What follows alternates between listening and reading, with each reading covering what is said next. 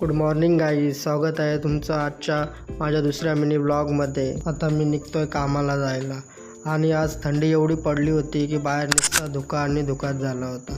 धुक्यामुळे तर आज गावात एक पण माणूस दिसत नव्हता, नुसता धूर आणि धूरच झाला होता. मग मी निघालो मस्त कामाला जायला.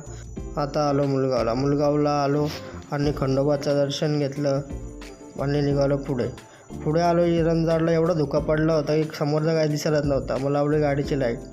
मग आलो ऑफिसला.